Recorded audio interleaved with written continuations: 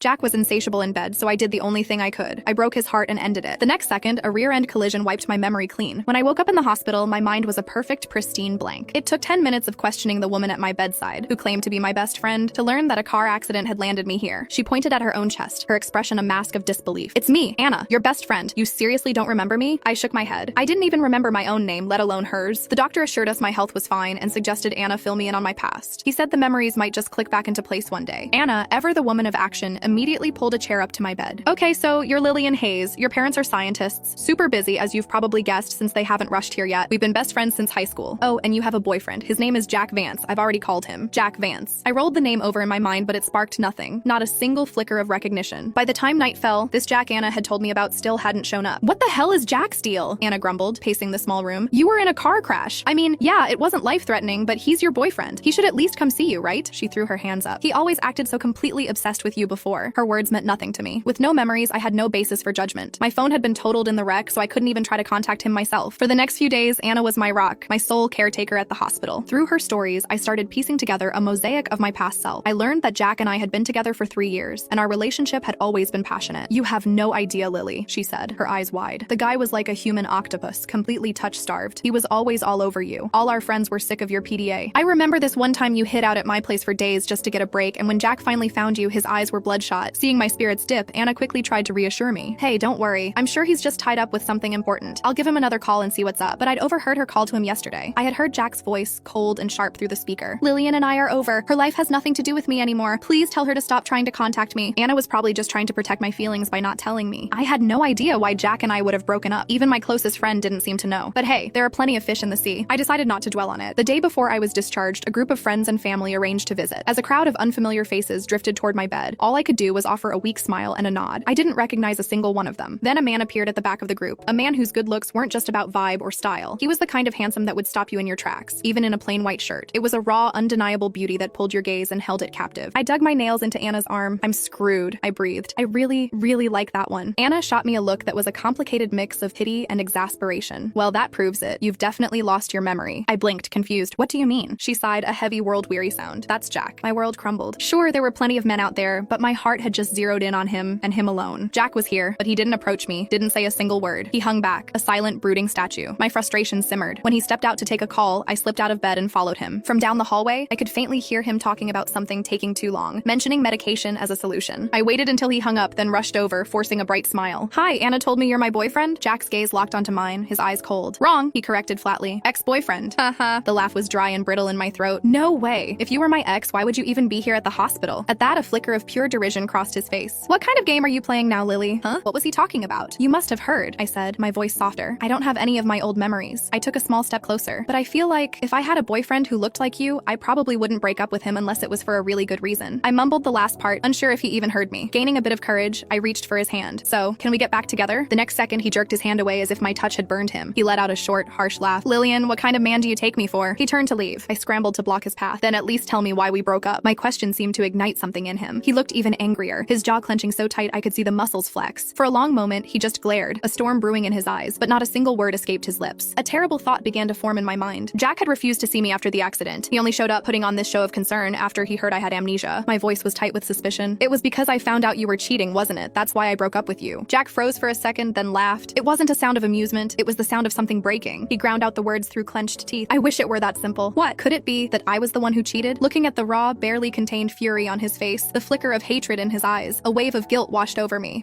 Sorry, my mistake, never mind. I scurried back to my room. The next day, Anna helped me check out of the hospital. In the car, she finally spoke, her voice hesitant. "So, Jack called me last night. He said you should come by and pick up your things when you have time." So he was really eager to cut all ties. It seemed more and more likely that I was the one at fault. I had to ask, "Anna, was I getting close to any other guys recently, besides Jack?" Anna thought for a moment, then her face lit up with recognition. "Well, there was your senior from college, Leo." I didn't dare ask any more questions. That evening, when I went to Jack's apartment to pack my things, he was sitting on the sofa, a dark cloud hanging over him. But even with that grim expression, his handsome face was still enough to make my head spin. Does anyone understand this specific kind of despair? Finally finding your perfect type, only to wake up and discover he's already your ex-boyfriend? I couldn't hold it in anymore. I threw myself at him, wrapping my arms around his neck and bursting into tears. "I'm so sorry, I was wrong," I sobbed into his shoulder. "Jack, please forgive me, okay? I'll never do it again. I swear, no other man out there is half as good as you. Please, let's not be broken up, okay?" I lifted my tear-streaked face to look at him. His expression was a mask of strained control. He stared into my eyes for a long, searching moment, as if trying to decipher if my words were real or just another performance. I sniffled pathetically, tightening my arms around him. Jack, just give me one more chance, please. I promise I'll only love you from now on. But before he could answer, the front door, which had been left ajar, swung open. A beautiful woman in a white dress stood in the doorway. Jack, she said, her voice soft. My eyes shot to Jack, and I caught the flash of panic in his gaze. My heart plummeted into an icy abyss. It looked like Jack had already moved on. So what did that make me? A desperate, pathetic fool. Shame washed over me in a hot wave, and I scrambled off his lap. I'm sorry, I didn't know. My voice was a choked whisper. I'm so sorry to bother you. I won't come back again. With that, I covered my face and fled. It wasn't until I was downstairs that I remembered what I'd come for. My stuff was still up there. I glanced up at his window. Two silhouettes stood close together. As I watched, their shadows drew closer, finally melting into one. The sight was a dagger to my eyes. I wrenched my gaze away. Forget the stuff. Did I really want to humiliate myself any further? I climbed back into Anna's car sobbing. Seeing me empty-handed and my eyes swollen shut, Anna assumed Jack had been cruel to me. She started rolling up her sleeves, ready for battle. That's it, he's gone too far. You're broken up. Does he really need to be such a jerk about it? I grabbed her arm. No, it's not like that. He didn't do anything to me. Then what is it? Just tell me. Anna's patience was wearing thin. I wiped my face, resigned to the truth. It's me, I said quietly. I think I'm still in love with him. Seeing him with his new girlfriend, it just really hurt. Anna's jaw dropped. What? You just broke up and he already has a replacement? Are you sure he wasn't cheating on you the whole time? That's what I thought at first, I mumbled. But with my memory gone, I have no way of knowing the real reason we broke up. All I knew was that my mind and my heart were a complete mess. Seeing me mope around for days, Anna dragged me to a bar to lift my spirits. I ordered a round of shots, ready to drink myself into oblivion, but Anna snatched the glass from my hand. Not so fast, she said with a mysterious grin. Someone else is coming. The person she was talking about was a mild-mannered guy with glasses. I stared at him for a long moment, but his face drew a complete blank. Anna slapped her forehead. God, my brain, I keep forgetting about the amnesia. She gestured to him. Lily, this is Leo, your senior from college. He helped us out a ton back in the day. I quickly stood up to greet him. Leo, I'm so sorry, I really don't remember. Leo took my hand, his smile warm and reassuring. I heard about your accident. Don't worry about it. Of course I understand. But not long after we sat down, I started to notice Leo's gaze lingering on me a little too often. A knot of anxiety tightened in my stomach. Oh God, did I already have something going on with him? But even with amnesia, I was still me. And looking at Leo, I felt nothing. Absolutely nothing. Surely the old me wouldn't have been that clueless, right? As my mind spiraled, Anna nudged me with her elbow. Well, look who it is. I followed her gaze. Jack and a group of his friends were walking into the bar. The woman in the white dress was with him. My mood instantly soured. Anna, ever the loyal best friend, read my mind. Her expression shifted to one of disgust. Wow, he's not even trying to hide it anymore. What a pig. She leaned in, her eyes glinting with mischief. Hey, bestie, you feel like getting a little revenge? Rattle his cage a bit? I slumped onto the table, my head in my arms. How? He obviously doesn't care about me anymore. You don't know that until you try. A wicked smile spread across her face. She grabbed my hand and Leo's and pulled us toward the dance floor. Leo seemed to understand her plan perfectly, staying close to me, his body a warm shield against the crowd. I tried to escape a few times, but Anna held me firm. You wanted to know if he still has feelings for you, right? She whispered in my ear. If he does, seeing you this close to another guy will drive him insane. So I stayed. I forced myself to dance, feeling awkward and exposed, but Jack's group never once glanced in our direction. A wave of defeat washed over me. In that moment, I knew. He really truly didn't care anymore. The spark of hope I'd been clinging to died out. I excused myself to go to the restroom and left the dance floor. I splashed cold water on my face, the shock of it clearing my head slightly. As I stared at my reflection, a bitter laugh escaped my lips. I was such an idiot. I decided then and there I was done with Jack Vance. But as I walked out of the restroom, a hand shot out, grabbing my arm and shoving me into a dark corner by the wall. I opened my mouth to scream, but a familiar voice cut through the air from above me. Stay away from Leo. I looked up. Jack. His face was a thundercloud, his eyes blazing with a barely suppressed rage.